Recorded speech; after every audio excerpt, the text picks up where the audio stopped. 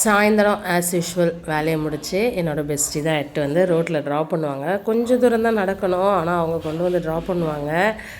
அந்த அந்த மொமெண்ட் ஜாலியாக இருக்கும். நம்ம வந்து ஒரு நிறைய பேர் கூட பைக்கில் போகலாம், ஆனால் நம்ம கேர்ள் ஃப்ரெண்ட் கூட, அதாவது நம்மளோட ஃப்ரெண்டு எப்படி சொல்கிறது, நம்மளோட ஃப்ரெண்டு கூட பைக்கில் போகிறது வந்து ஒரு புதுவிதமான அனுபவம் தானே. அது வந்து ரொம்ப நாள் எனக்கு இல்லாமல் இருந்துச்சு, இப்போ அது கிடச்சிது. ஸோ அவங்களுக்கு ஒரு தேங்க்ஸ் சொல்லிவிட்டு, பஸ்ஸு வந்து இன்றைக்கி வந்து மினி பஸ்ஸு. நீங்களாம் சின்ன வயசில் பார்த்துருப்பீங்க, நானும் சின்ன வயசில் தான் இதெல்லாம் போயிருக்கேன், பிரயாணம் பண்ணியிருக்கேன். எங்கள் ஊருக்கு வந்து எங்கள் அப்பாவோட சொந்த ஊருக்கு வந்து இந்த மினி பஸ்லாம் போவோம், அப்போ பண்ணது தான். அதுக்கப்புறம் இதோட டச்சே இல்லை. ஸோ இந்த ஏரியாவில் வந்து கொஞ்சம் சரௌண்டிங்ஸுக்கு இந்த பஸ் போயிட்டுருக்கு போல இருக்குது. நான் நின்றுட்டு இருந்த நேரம் கரெக்டாக அந்த பஸ் வந்துச்சா, எழுந்து உட்காந்துட்டேன். செம்ம பாட்டெல்லாம் வேறு போட்டு வைப் பண்ணிகிட்டே வந்திருந்தாங்க பஸ்ஸில். அப்படியே கேட்டுட்டு பொறுமையாக நடந்து வீடு வந்து சேர்ந்துட்டேன். பசங்க டியூஷன் போயிருக்கிறதுனால வீட்டுக்கு வந்து லைட்டெல்லாம் ஆஃப் பண்ணியிருந்தது.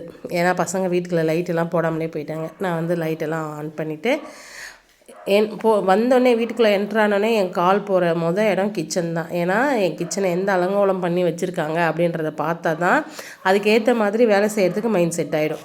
ஆஸ் யூஷுவல் அலங்கோலம் தான். பார்த்துட்டு ஏதாவது ஒரு நல்ல பாட்டு போட்டு வைப் பண்ணலாம் அப்படின்னு சொல்லிட்டு பாட்டு தேடிட்டு இருந்தேன். பாட்டு போட்டு வைப் பண்ணிக்கிட்டே நம்ம வேலை செஞ்சோன்னா நமக்கு நேரம் போகிறது தெரியாதுல்ல. அதனால் ஒரு நல்ல சாங்கை கண்டுபிடிச்சி வச்சுட்டு ஃபஸ்ட்டு போய் நம்ம ரெஃப்ரெஷ் ஆகிட்டு வந்துடலாம் அப்படின்னு சொல்லிட்டு நான் போய் ஃபேஸ் வாஷ்லாம் பண்ணிவிட்டு ட்ரெஸ்லாம் சேஞ்ச் பண்ணிவிட்டு ரெஃப்ரெஷ் ஆகிட்டு வந்துட்டேன். அப்புறம் ஆஃபீஸ்லேருந்து வந்தோடனே செம்மையாக பசிக்கும்.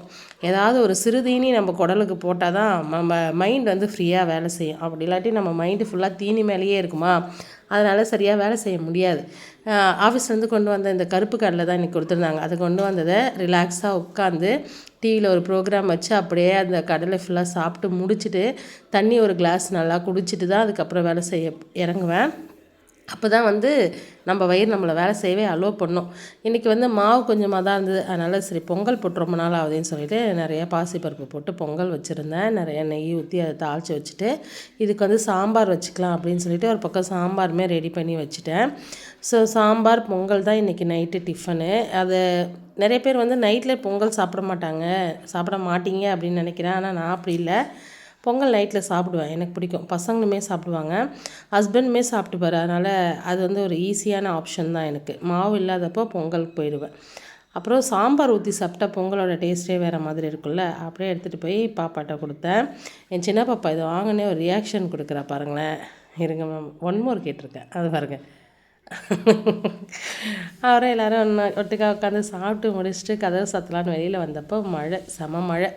இப்போலாம் வந்து பகலில் நல்ல வெயில் காயுது, நைட்டில் அப்படியே பிசு பிசுன்னு தூறல், சிறு மழை அந்த மாதிரி இருக்குது கிளைமேட்டு.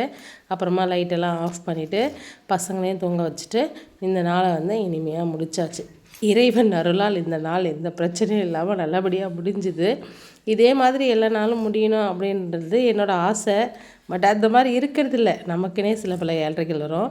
நாளைக்கு என்ன ஏழ்றை வருது, அதை எப்படி சந்திப்போம் அப்படின்ற மனநிறைவோடு இந்த நாளை நான் தூங்க ஆரம்பிச்சிட்டேன். எப்படி பிடிச்சினா லைக் பண்ணுங்கள், சேனல்